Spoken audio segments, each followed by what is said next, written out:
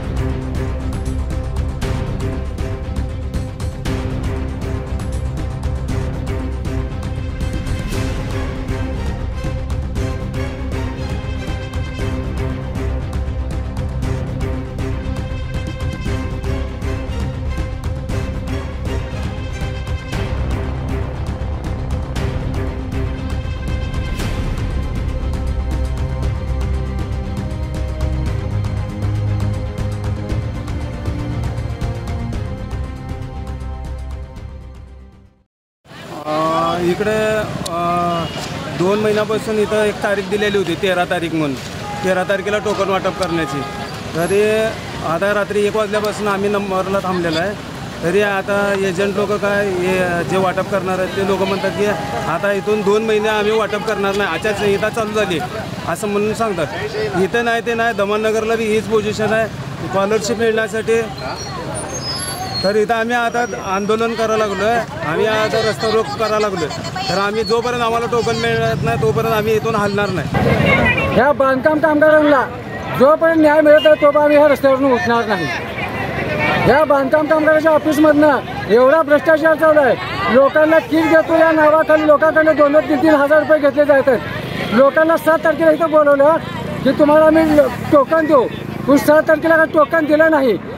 आम्ही वापस गेलो 13 तारखेला। यामुळे इलेक्शनची आचारसंहिता जर लागली तर आम्ही तुम्हाला टोकन देणार नाही, आणि जर नाही लागलं तर बुधवार सुट्टी असताना पण आम्ही तुम्हाला टोकन देऊ म्हणून आम्हाला इथं बोलवलं।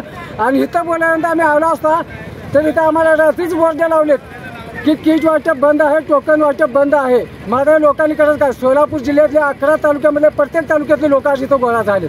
हे लोकांनी करायचं काय, रात्रीपासून इथं मुक्काम लावलेत ही लोक। ह्याचा येण्या जाण्याचा खर्च ही लोक सकाळपासून उपाशी आहेत, उन्हात आणत म्हणतात। कामगार आयुक्ताच्या माध्यमातून आता आम्ही सकाळी कामगार आयुक्त कार्यालयापाशी देखील माणसं पाठवली।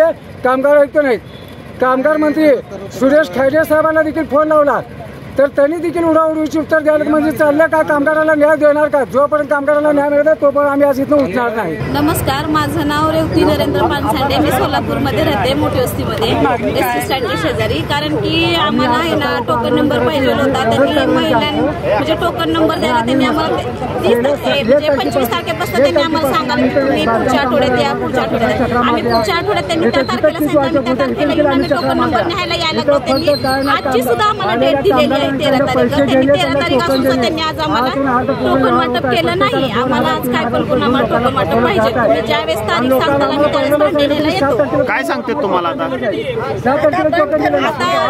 आम्हाला बंद आहे म्हणून सांगायला लागलं। आता आदेशावर आलेल्या सरकारकडे इलेक्शनचं झाल्यानंतर 2 महिन्यानंतर आम्ही तुम्हाला 2 महिन्यानंतर आम्ही तुम्हाला टोकन वाटप चालू करू म्हणतात। आणि आता म्हणतात त्यांनी एकानं फोन लावला, त्यांना सांगायला ज्यांना टोकन मिळाले त्यांनी थांबा म्हणून, ज्यांना टोकन त्यांनी घरी जावं। तुम्ही आधीच आम्हाला तारीख कशाला सांगायची, आम्ही सकाळी 5ला येऊन इथं कशाला बसलो असतो। 5ला आम्ही येऊन बसलो असतो, आम्हाला आतापर्यंत एवढं 12 वाजेपर्यंत बसायची काय गरज आहे आम्हाला। परगावी आपल्या जिल्ह्यातील लोक इथं तालुक्यामध्ये येऊन इथं सगळे इथं थांबलेले आहेत। काही नाही, दुसरं टोकन नंबर द्या तेव्हाही वाहने इकडे जाऊन देतो बघा। आता तोपर्यंत रस्त्यावर इथं बसून राहते बघा महिला। तर नाही महिला जरी कोण उठलं तरी मी तरी आहे बघा, आता बसून राहते बघा। टोकन नंबर दिल्याशिवाय जात नाही। त्यांना बोलवा इथं समोर टोकन ते वाटप करा म्हणा, व्यवस्थित सगळं रांगेत शिस्तीनं घेतात म्हणा सगळे जण। एक जेंट्सची रांग करा म्हणा, एक लेडीजची ही करा म्हणा, तुम्हाला व्यवस्थित सगळे रांगेत जाऊन ही करून टोकन वाटप करा म्हणा त्यांना। माझं सोलापूर न्यूज चॅनल लाईक करा, शेअर करा आणि सबस्क्राईब करायला विसरू नका। माझं सोलापूर न्यूज चॅनल।